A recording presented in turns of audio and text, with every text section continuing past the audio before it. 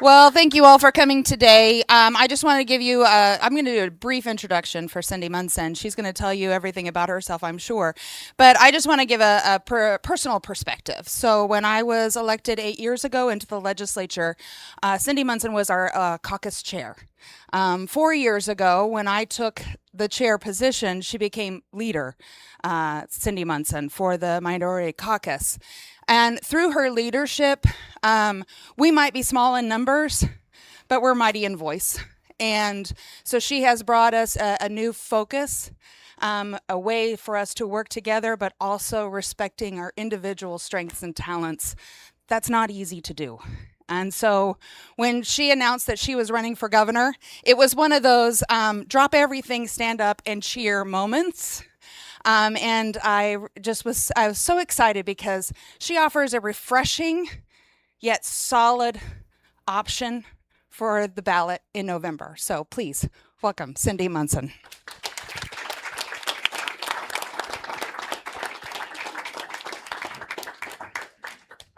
Okay, I don't like podiums, so can I move this? You may. Okay, awesome.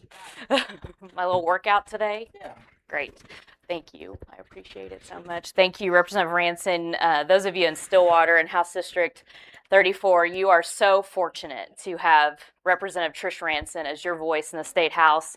She has been a phenomenal state representative and phenomenal caucus chairwoman, making sure we're fed, organized. All of her teacher skills and communication skills have been incredible to keep us focused on the work of everyday Oklahomans. And of course, you are a great friend and champion and cheerleader. You make me smile every day at the Capitol, so thank you, thank you. And if you'll just give her a round of applause and appreciation for the work she does. I will start off by saying I love what Representative Ranson said about having an option. I heard that last week you heard from somebody that some voters in the room won't have an option on the ballot to vote for Oklahoma's next governor. And I'm here to tell you, regardless of whether you are registered Democrat, Independent, Libertarian, Republican, apathetic, which is what a lot of people feel right now in Oklahoma, the election is on November 3rd. And you do, in fact, have an option. And I'm so glad to be here today in Stillwater to tell you a little bit more about myself, my experience in the legislature, and why I chose to run to become Oklahoma's next governor, and what I'm hearing on the ground as I crisscross the state and talk to Oklahomans about the issues that are most important to them. I will start by sharing I am a fellow Rotarian. I am in Club 29 in Oklahoma City. They haven't seen me as often these days because I've been out and about, but I am a proud Rotarian and also a former counselor for RILA. When I was in college at the University of Central Oklahoma, I had an opportunity to do that. If you know Bridget Markwood by any chance? Yes. She was a great mentor of mine when I was at UCO and got me involved in that and had great leadership experience through that. I am originally from Southwest Oklahoma. I was raised in Lawton. My father served 22 years in the United States Army and served in Vietnam. So the military is what brought my family to Oklahoma. My mother is from Seoul, South Korea. My dad's from Cincinnati. They met when my dad was serving in South Korea. But my parents did ultimately divorce. My mother was abusive, and so my dad took full custody of me and my younger sister. And, you know, if you were raised by a single parent, if you are a single parent, you understand the challenges that you face in a family. Most probably what we share in common is economic challenges we face. My dad worked multiple jobs. Even when he put on that Army uniform every day, my dad served pizzas at night. My dad worked in convenience stores, delivered the Oklahoman in rural Comanche County. And I share all that to share perspective on who I am when it comes to my work ethic and understanding what working families are going through. And I understand what children are going through and what it feels like when your parents have to work multiple jobs and they're doing everything they can to make ends meet. Throughout my childhood, I moved 10 times, all in the city of Lawton, because my dad was chasing cheaper rent to keep a roof over our head. And so housing instability and those types of insecurities are very much real in my own life experience, and I know what Oklahomans are facing today. I am a proud product of Lawton Public Schools. I graduated from Eisenhower High School in 2004 when we had a Democratic governor by the name of Brad Henry, a more balanced state legislature, and we were ranked 17th in the nation for quality of public education, which allowed me to have access to the programs and services and counselors I needed to get through which you already heard was a pretty challenging time in my childhood. First in my family to go to college, I graduated from the University of Central Oklahoma, was able to go to college because of Oklahoma's promise. First in my family to get a graduate degree, I went off to the University of Nebraska at Lincoln. So I am a Husker. Nice. You don't get claps all the time when you say that.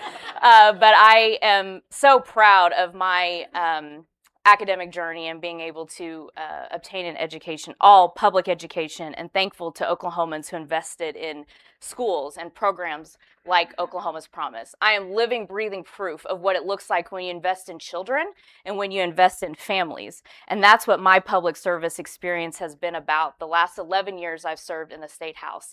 I currently represent House District 85 in central Oklahoma City, which includes Nichols Hills and the Village. Former Governor Mary Fallin actually represented my district when she was in the State House. So my district is not a liberal bastion of voters. It is it was a Republican stronghold. And it took a lot for me to be elected. In 2014 was when I first ran, when I was 28 years old, was not successful, did improve performance, so that's important to note. And then I won the special election in 2015, when everyone told me that I couldn't win. But I said, yes, I can, and I'm going to do it by going and actually talking to Oklahomans regardless of political affiliation, political party, who they voted for in the past, who they plan to vote for president, because it's important that we have face-to-face conversations on the doorstep about the issues that everyday Oklahomans care about. Since then, I've been elected every time, but I've been opposed every time. So Republicans have never let up on me, been asking for donations and votes for many years now. And I decided to run for governor because of my experience in the legislature. One-party control is not working for Oklahoma. We're 50th in the nation for public education. We're somewhere between 46th, 7th, 8th, and 9th in healthcare outcomes, depending on what outcome you're looking at. And more than 50% of working families are having to work multiple jobs in order to make basic ends meet. Being in the legislature, I've been able to get things done. I've been able to work with Republicans and work across the aisle to get bills through the legislature and have both Governors Fallin and Stitt sign my bills into law. But we need more discussion. We need more focus on everyday people instead of big business and the wealthiest. We need to get back to focusing on Oklahomans. I launched my campaign on April 15th of last year, and since then I have been east to west, north to south. I've been to Stillwater, including today, 9 times, and will have held 13 events here in Stillwater and Payne County, because it's important for me to talk to everyday Oklahomans, not just big donors, not just people who are holding the power structure right now, but what are everyday Oklahomans thinking about and what's at top of mind. And as a candidate, when you go and talk to voters and a wide range of people, you get the gift and the benefit to hear the things that people care about when they think they disagree with everybody. Well, we're in western Oklahoma, so in eastern Oklahoma, they can't understand us. But would you believe they care about public education? They care about conserving our water, having clean air. They care about making sure jobs are coming to their community. I know here in Stillwater, an issue that I've talked about with your mayor is how do we bring more financial and economic opportunities to communities like Stillwater when you're so reliant on sales tax? And you have gubernatorial candidates or those who are already elected who want to eliminate the income tax and eliminate property tax. That pressure is going to hit our municipalities. When you all are doing incredible things here in Stillwater, we need to find ways to work together as a state to make sure we're hearing from local leaders and you're getting the economic development opportunities that you deserve, that bring good jobs and don't exploit our natural resources and our people. Healthcare is a huge concern. I have visited 2 hospitals on 2 opposite ends of the state, one in McCurtain County and one in Shattuck, Oklahoma, and both are missing OBGYNs and access to services for women's healthcare and maternity healthcare. This is a real problem in Oklahoma. I think the 2 ways that we address this is that we find stability in funding, because as you know, there are provider cuts at OHCA, Medicaid cuts are coming, but also the extreme policies that have been passed on reproductive health care in Oklahoma. It is uncomfortable to talk about abortion, and I understand that that issue is an emotionally charged issue, but because of our extreme ban, it is hurting health care across the board for women, for children, for men, for Oklahomans alike. And so these are the issues that I think Oklahoma's next governor needs to focus on. And we can find ways as a Democratic governor, because I'm not disillusioned and I'm not delusional. I know that I will be working with a Republican majority legislature, hopefully not super majority, but majority legislature, and that I can find partners in the Republican caucuses and our Democratic caucuses to address issues around funding public education, to address issues around rural health care specifically. It's important to me that we work with our tribes. The 11 years I've been in the legislature, I have worked alongside our tribes. I have great relationships with tribal leaders and tribal members. Throughout my campaign, I have spent time meeting with tribal leaders and plan as we get through the next few months to meet with every single one, the larger tribes and the smaller tribes, to hear how we can work together as a state and be friends again and work in partnership, because our tribes are the ones that are filling the gaps, especially in rural Oklahoma, around healthcare, education, childcare, infrastructure, those issues that are so important to Oklahoma continuing to be successful and moving forward. One area I do want to point back to in education that I think Republicans and Democrats can work on is repealing and pulling back that parental choice tax credit that's putting nearly $300 million into private schools, diverting money away from coming to our state budget to go to public education, to go to healthcare, to go to infrastructure, public safety, you name it, on the things that matter most to you when it comes to state government. But when those dollars are not coming to us and going to those who can already afford to send their children to private schools, and to be really honest, predominantly in my district, in Oklahoma City, where are those options in Stillwater and in Payne County and surrounding areas? Our biggest challenge is public education, but the place I find the greatest hope where we can make a difference and where Oklahomans will demand their next governor and the next legislature is to put more money into public education. This is a value we all share regardless of party affiliation. I see head shaking, which tells me that I'm not too far off on the truth when it comes to that. So I am focused on the things that solve problems for Oklahomans. The extreme issues, all of these things that keep us at each other's throats, just has to stop. There are too many challenges that we're facing in Oklahoma that really, really impact families and bring economic opportunities to Oklahoma that we have to get right. So with that, I know I get an opportunity to answer questions, and I'm assuming there's a mic that will go around. And if you would just help me just say your name and a little bit about you, that helps me kind of get context. But again, I'm grateful to be here in Stillwater. My most fun event I had was walking through the OSU homecoming parade in pouring rain, and I was so happy to do it. Go Pokes, because the people in Stillwater, they stand strong, loyal and true. The curbs were still filled with people. It was an awesome time. So happy to chat with you all today. Thank you.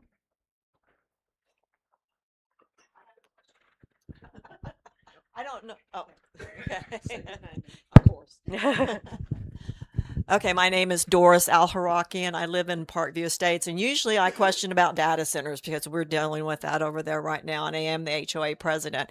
But my question, since you brought up about the tribal nations, I have a daughter who is a grant person for the TSET program that also works with them.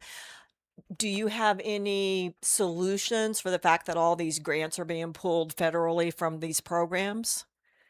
From TSET? Yeah. So I have great concern and push back on the efforts this last legislative session to change up how TSET is handled. I think that the Constitution and the way that Oklahoma voters voted to protect those dollars need to stay protected, because these are dollars that we are not going to be able to, we don't have it in our state budget. So to be able to put those grants, especially into places like rural Oklahoma, that without it, they wouldn't have access to those funds. There was an effort, to pit us, healthcare and education, against each other. And as a recipient of Oklahoma's Promise, to put some of those dollars into the Oklahoma Promise Scholarship Program. I'm all in favor of increasing the scholarship program, but not at the cost of healthcare, when we need healthcare monies as well. Another thing I wanted to bring up that I'm glad that just TSET is reminding me of is also the move that Republicans had to remove Medicaid expansion from the Constitution, where I believe Oklahomans wanted that protected, to mandate to the governor and legislature, regardless of party, that healthcare is a priority for Oklahomans, and you are going to fund healthcare and find a way to do it, because we need more insured Oklahomans, and we need our hospitals to stay open, and we need our services to still be there. Even when the federal government plays politics, politics with healthcare. So keeping TSET intact and making sure those funds are going where they need to go is something that I will work to protect. This is the problem when when you have politicians who say, let's eliminate the income tax, let's get rid of where 70% of our revenue comes to our budget, and then go and find where we can pickpocket essentially money that is protected for a purpose, so that that money doesn't go away for vital things that are important to all of us, like healthcare and education. So thank you.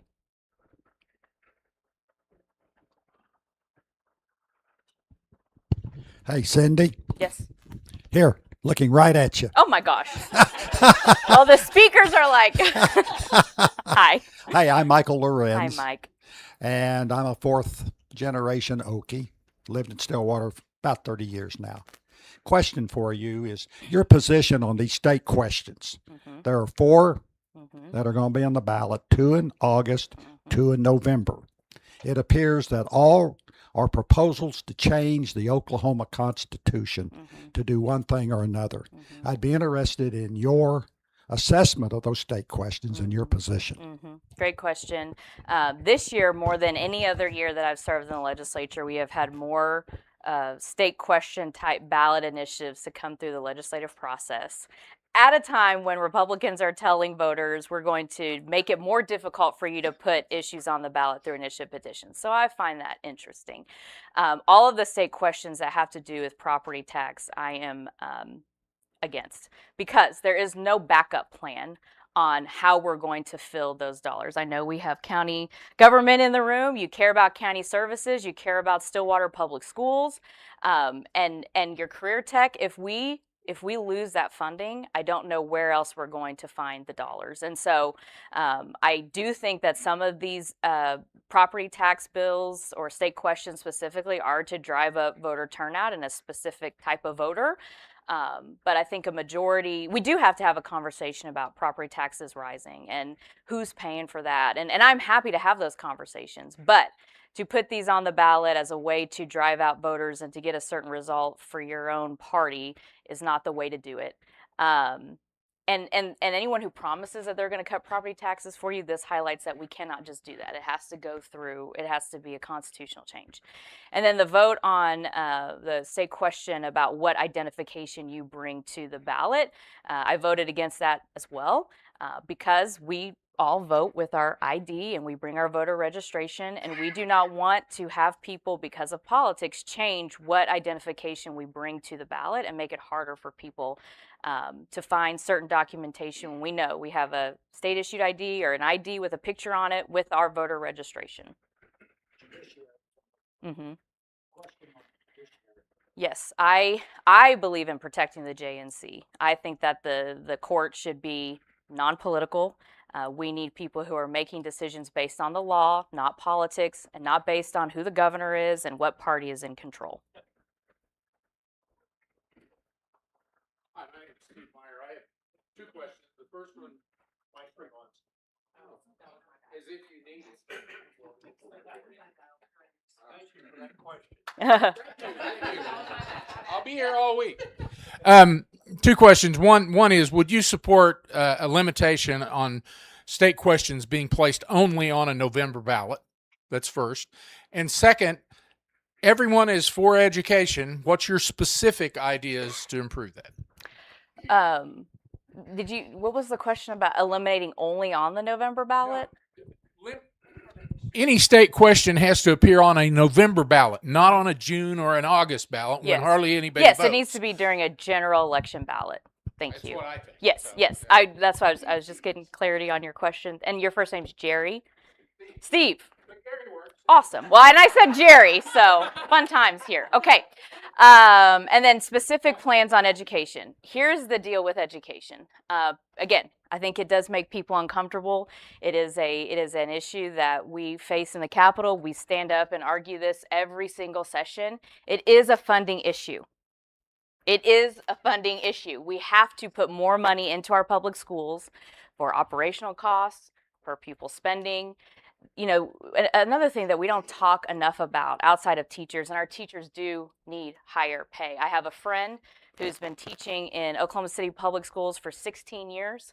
He has a master's degree. He was reminding me that if I taught for 35 years, my cap would be, or the highest I could get to, or minimum, is $69,000. He's been recruited to teach at a private school that's down the street from my house, and he's going to make $84,000 a year. He is predominantly taught in lower income schools, predominantly in northeastern Oklahoma and south OKC. Northeastern OKC, South OKC. So these are vulnerable kiddos who need, there's a lot of poverty in their communities. They have a lot of issues that he's got to address on top of teaching them math and reading. And I think we are missing the mark when it comes to compensating our teachers. I hear this, I see it in comments, I hear it wherever I go, teaching teachers or paying teachers more isn't going to get a better outcome. That's not true. First, we need to keep teachers in the classroom. The more that teachers leave the classroom, the larger those class sizes are going to get. We also need to show that we honor the profession, we understand what it takes for teachers, especially in today's classroom where kids are coming to school hungrier, they're bringing more stress to the classroom, there are more needs that kiddos have, and we're putting that demand on teachers when we don't have enough nurses, when we don't have enough counselors. When I hear from school districts that they are releasing nurses and counselors and they may have one for an entire school district, that does not help a student like Cyndi Munson, whose mother specifically, there was a lot of turmoil in my home, and I didn't really realize until I was about in 4th grade when I went to a counselor and I said something about it. Then in 8th grade, when my grades were dropping because my parents were divorcing, we were in and out of houses, thank God for Mrs. Stewart, because I could go somewhere to talk, and she helped set up a situation for me to have a better academic experience in a very challenging time in my personal life. And if you're a teacher in the room, or you know teachers, or you know families, you know that this is the case in our schools. The other piece to education is that private school tax credit. If we continue the road that we're going, even putting a little bit more money, if you have a gubernatorial candidate student in front of you and said they're not for full elimination, they are for diverting our public funds and putting them to private schools where there is no oversight, there is no transparency. They don't follow the same regulations as a teacher or student in a public school has to. And the more we do that and these types of programs balloon, the more it takes away for our public schools. So that has to be a part of the plan, in my opinion. And I think Republicans and Democrats can lock arms and work together to at least reduce it, put more regulations on it, or eliminate it. And then I am open to looking at what are the mandates we are putting on our districts and on our teachers that we are not funding. If we're not going to fully fund the programs, the mandates, the things we're asking of teachers because it makes us feel good when we're in the legislature, we say we got this done, but we don't fund it, what's the point? We're putting more burden on our school teachers and our administrators. And I think that there is a bipartisan path to addressing that. The other issue with education, in my opinion, and this is a deeper look at it, is what are we doing to help working families? Because when you're a child with a family member or parent who is working multiple jobs or raised by a grandparent, or you're in and out of the child welfare system, it is really hard to focus on your academics. And that's why I think we've got to get the economic issues right on providing better jobs and better pay for our families as well. But for education, it is about putting more funding in our schools. And we have increased funding. You will hear my Republican colleagues say that. What they don't remind you of is the cuts that happened before, remember 2015, 16, 17, and then the teacher walkout in 2018? All those cuts, we are still catching up from all of that. So that's my plan, and it has to be around funding. It just is a fact. That's just where we are. We are still last in the region for per pupil spending. We're about in the middle for pay and compensation. But we honestly have to look at what's the reality of what's happening in Oklahoma and not just comparing ourselves to surrounding states. And I, for one, I don't know about y'all, but I don't want to compare ourselves just to Mississippi. Okay? Let's do better than Mississippi. And we can, and we have. And it's when you have seen two parties working together that are focused on improving public education that have been able to get things done. But in the last 16 years, specifically the last 8, you've had a governor who has said, eliminate the income tax and put more money into private schools. Unacceptable. It's not working. We're 50th in the nation. Please remember this when you go to the ballot to vote. Yes. My name's Chris. I think I was born in that McCurtain County Hospital Probably. that they still don't know what an OBGYN is. but they go to Paris. Yeah, or Wadley Hospital in Texarkana.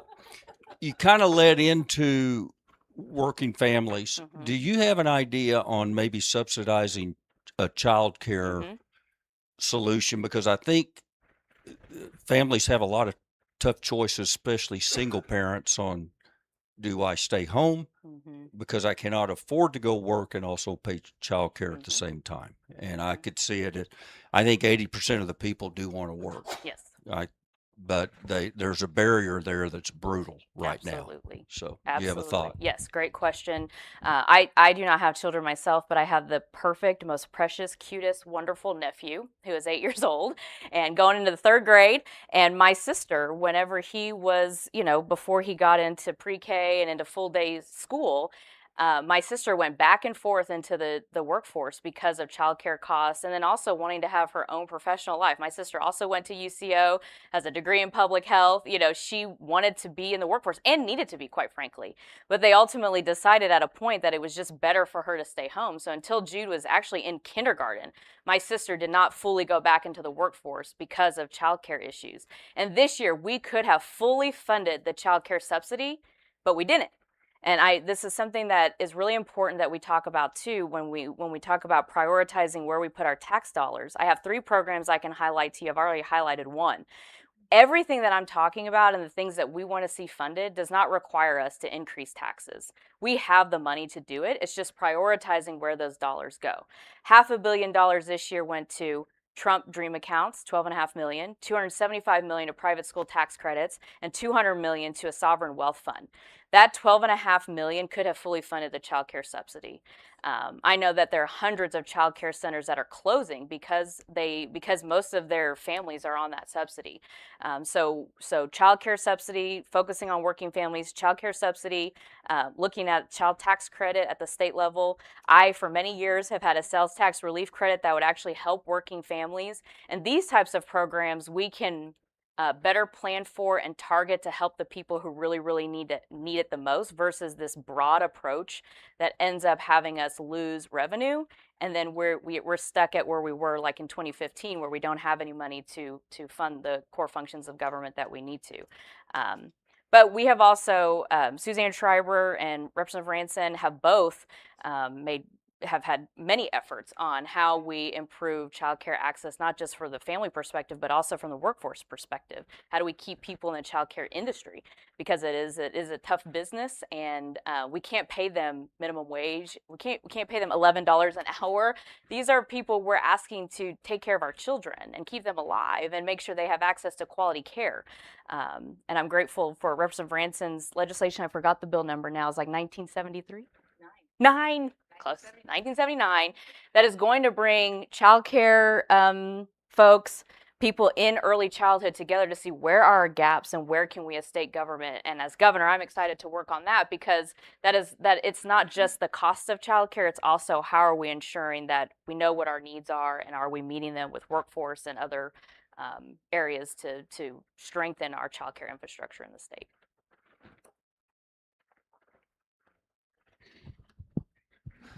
Hey, Cyndi. Hi. Hi. Hi. My name's Brian. Hi, Brian. And I'm sorry if I missed this, but you said that education is a funding issue, and I don't disagree with that. Mm-hmm. I'm sorry if I missed where the funding for education would come from. A majority comes from our income taxes, but we have lottery dollars as well. There are, I don't know the exact breakdown, I'm going to be real honest with you, but a majority is income tax. And so that's it. But again, it does not require us to increase funding. I just highlighted $500 million that went to different areas that could have gone to education. And this year there was an increase at about $240 million, but they're all mandates attached to it. So it wasn't really addressing what are teachers and what's happening in the classroom right now that we need to fund in order to address what's happening today. But a majority of the funding is from income tax. Hi, my name's James. I'm a veteran, Yes. and I'm sitting here listening to the things that you're saying that I appreciate. You know, your wanting to be your involvement with the tribes, Mm-hmm. your involvement with healthcare in rural communities and with public schools rather than private schools. So I think that whether, I listen to you and I'm saying whether you have a D or an R or an S beside your name, all the publicity that we get in the national news now of those other states and the national level of not agreeing with what the Democratic Party is doing. How can I be assured that there's not going to be pressure from the Democratic Party to influence our Democrats here in Oklahoma? We're obviously very lucky to have someone like Trish Ranson. The things that she's voted on and approved on here, I'm very appreciative of, and do that. But I just wonder if you're part of a party, how you relate to those outside this state, if they can apply pressure to you to go along with what they want to you do. Well, thank you for your question, and thank you for your service to our country. Never once has the Democratic Party picked up the phone and called me about anything, and that's fine with me. I am an Oklahoman. I'm focused on Oklahomans. The reason why I elevated the district that I represent is because I could not win without Republican support. I would not continue winning. I would not continue increasing my performance in terms of how many people are voting for me if it wasn't because I was focused on them. I could care less what people outside of the state think of what I'm doing or what we're doing. I'm focused on Oklahomans and solving what problems we have here. And what I like about state government, the unfortunate thing is that, we run on partisan tickets, but the issues are not partisan. And you're starting to see a lot of issues that are starting to merge. And even the things that you highlighted that I've already talked about today, these are things that have to do with Oklahomans. I'm just registered Democrat. And as governor, you're not king or queen, despite what this governor thinks.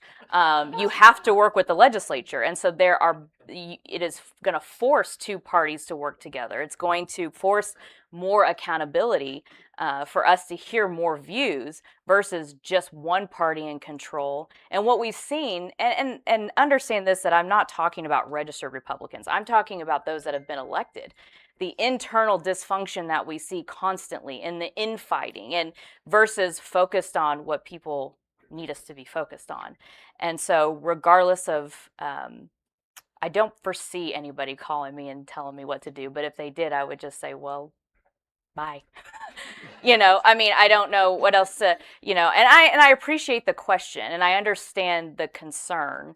And quite frankly, part of it is, at least in a state like ours, you will see, even from some of our legislators this last session, the president literally called and said, do this. And they said, okay. But my responsibility isn't to people outside of the state of Oklahoma, it's to voters in Oklahoma. And I have done that for 11 years that I've served in the legislature, and I'll continue to do that should Oklahomans give me the honor of serving as their governor. And I will say, just to continue on that as the mic's moving, any of these issues that, do keep us from, whether it's deciding to vote for another party or we end friendships, family relationships in our community for certain issues, the tough things we've had to stand up on have more to do with how does this impact Oklahomans, not my stance on a party. The things I stand for and why I give you my background and give you a little more information and context on the things that I care about is because they're personal values to me, whether I was elected or not, or if I had no voter registration next to me, these are just my values. I think it's important to stand up for everyday people and do the right thing and understand impact and be truthful about things even when it's hard. They can call somebody else. No need to call Oklahoma. Yes. You mentioned a while ago about how the $500 million was divided, and the last one you mentioned was sovereign something, and yes. What is that? I don't know what that is. A sovereign wealth fund is, which I'm not adamantly opposed to. It's better when you have a surplus of money. And if you look to like Alaska, I think they have the best example. They had a surplus of their gross production tax or revenue they got from the oil and gas industry, and they put it into a sovereign wealth fund, kind of like a savings account, so that they can use these dollars. They put them in a fund. It grows over time, and then you can tap into it and use it for state government. The issue is in Oklahoma, we're 50th in the nation for public education. We're 47th, 8th, 9th for healthcare outcomes. Our hospitals, you have hospitals that are on the brink of closing here in 2 to 3 years. We have plenty of infrastructure issues that we can address. And so to put money away, and then this money would be protected, meaning the legislature couldn't use those dollars for at least a decade. What's the rainy day fund? Right. Exactly. It's different from the rainy day fund. It is different from the rainy day fund. It's a different savings account. And I'm not opposed to savings accounts and putting money away, because we do need money for a rainy day. But we are having a stormy day. And we need to make sure that our tax dollars are being used. And also, I will say this, I don't like the politics around this, and that you can tout that you have all this savings and then champion an income tax cut while you have all these needs you have to address. If you're going to siphon away savings just so you can say we need an income tax cut, that's not fair to people. Then you should give people back their money. Because when we pay taxes, we expect to have good public schools and hospitals and roads and those types of things. And so, and there was controversy. This is another thing we need to, when I think about this election, I, like many of you, are probably very tired of seeing people with money and power get more power, and then they give more money and power to their friends. The amount of corruption we see in state government and county government in places that, and I'm not looking at you because I just county, not you, but this is also what's keeping people from voting and having trust in their government. And it was like a couple weeks later after we voted on that legislation and the appropriations bill went through, that there was controversy around the current governor and a former current business partner in charge of this fund that would probably make money off of the fund. And so those are the types of things that really need to stop. Again, if you spend the amount of time that I have spent, just a fraction of it, traveling the state of Oklahoma and talking to Oklahomans and seeing the challenges that people are facing. Y'all are doing mobile meals. I've talked to leaders of local food pantries and food banks, and the number of people, the population demographic that is becoming younger with more children. These are families that need help, and we have the money to help them. It's very frustrating. I don't know how you stand for things or not push back on issues that are going to harm the very people you're asking to serve.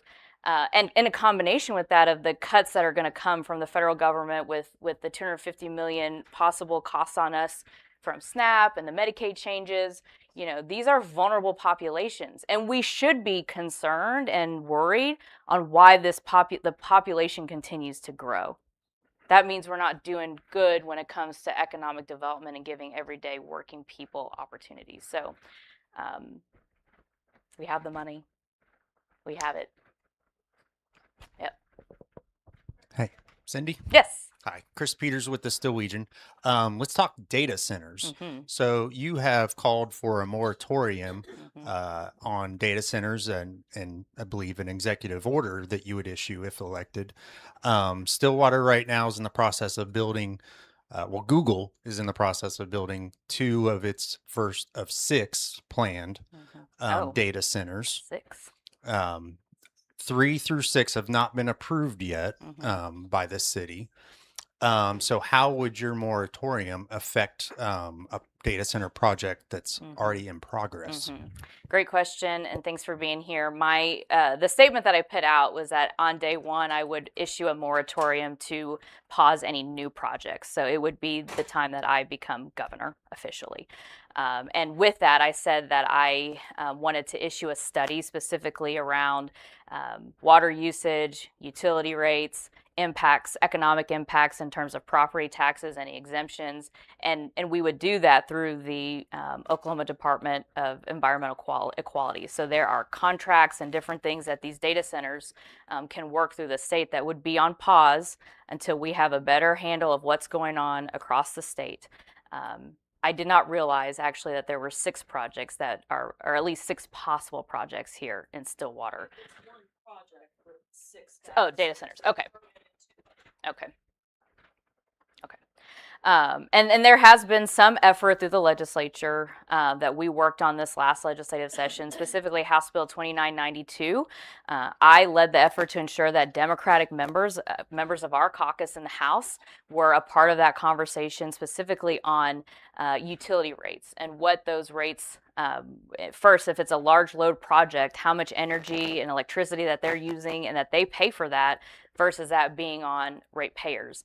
And it does ask for a report so that there's full transparency on how much is being used, so that we're all aware of that. And I'm thankful to Brad Bowles, who, not in my party, but a good friend of mine. He and I are Leadership Oklahoma classmates. I knew he was leading the charge on his side of the aisle, and on my side was Representative Amanda Clinton from Tulsa and Mickey Dollins from South Oklahoma City. And I asked that they meet together and merge their legislation to make that happen. Now, those efforts are good, but I do think we need a stronger approach in the future. And Oklahoma's next governor is going to have to deal with this. And I think there needs to be a balance of having, making sure first that if these big tech companies want to come to Oklahoma, that we have strong regulations around environmental impact and economic impact on the cost of utility rates and water usage in Oklahoma, but also working with local leaders. I have also already talked to the Oklahoma Municipal League about having a working municipal leaders advisory council on working together on these issues as they're coming into communities, because I don't want to completely zap local control either. But this is where you as voters have to know who your city councilors are. I know in this room you do, and your mayor, because they are making these decisions and pretty quickly without you knowing until the projects are more public. So there has to, but the state has to have a stronger approach, and we've got to work together with our municipalities to strengthen what they're getting out of it if they choose to have a data center in their community, because it should ultimately benefit us as Oklahomans and citizens and how it's impacting our community and not taking away. But the issue of water usage is very real. Utility rates, there continues at the Corporation Commission. They're voting to increase our rates. And the AG does have a spot and a say in that, by the way, and what rates are increased or not. And so those are issues that come up everywhere. Just to follow up, the aluminum smelter, I have been in Inola and have talked to folks out there. Of all the candidates who are running for governor, I'm the only one who stood up against that tax incentive in 2025 before it was ever a talking point in the governor's race because of the concerns of the environmental impact. Glad that it says that it's going to bring 1,000 jobs. My concern was, would those 1,000 jobs be from Oklahomans or people we're bringing into Inola versus, actually giving people here in our state jobs? And I think those concerns that the folks in Inola have, doubling their population, looking at infrastructure, housing, how is this all going to make sense? And it has less to do with the president or who's in the White House. It has more to do with what opportunities are we bringing to Oklahoma without exploiting all of our natural resources. At a recent meeting that I was at for the League of Women Voters, we had a city engineer talking about the data center, and his comment specifically was that there was an environmental study conducted, but that it was private. How can we be assured that we have transparency in what goes on in our environment? Part of that study is going to have to look at what information is available and what's not, how we make it available, whether that's through a legislative process, open records. And then that's outside of, like you said, the impacts, the possible increase in costs. That seems to be the root of the frustration of Oklahomans, is that we don't know anything about this until it's done. And so you have no say. And then they're too far along in the process in order for things to be undone. So that will have to be part of, when I say a pause and a moratorium, it's not just to make me feel good or others feel good, but we have to do work and do it quickly in order to make sure we're getting the information out to Oklahomans. And then we can make real informed decisions on whether or not this is best for us. I do want to highlight too that I think, and I don't want to speak for your city councilors or your mayor, but I think this is the challenge that we're in our municipalities, especially smaller ones, where they are looking for economic development opportunities. And on the front end, obviously brings a lot of jobs for construction. Once they're constructed, then what happens? If they are paying property tax, you're getting those property tax dollars, but this is why having a better focus on how we bring economic opportunities that don't take away from us is really important, because I've even honestly talked to some smaller tribes who have said, I know where you stand on data centers, but we're looking, and of course I have no jurisdiction over their tribe and their land, but they have stronger environmental regulations, but have said that this is an area we feel like is an economic development opportunity for us, and so we're open to it. So I get why, some leaders are looking to that, but we have to do better as a state on bringing better opportunities to our communities. One more question. Hi, Cyndi. Hi. My name is Michael Shaw. I'm with Stillwater Medical. I appreciate all that Yes. you've said about rural healthcare in Oklahoma. Based on current projections with the big, beautiful bill, federal funding cuts could mean $110 million specifically for Stillwater Medical between 2028 and 2038. In addition to that, the Oklahoma Healthcare Authority has also proposed $218 million in cuts. So I'm just curious what specifically you plan to do to help rural hospitals in Oklahoma. Yeah, great question. And I think the overall impact is going to be $6 billion in that time frame to the state of Oklahoma.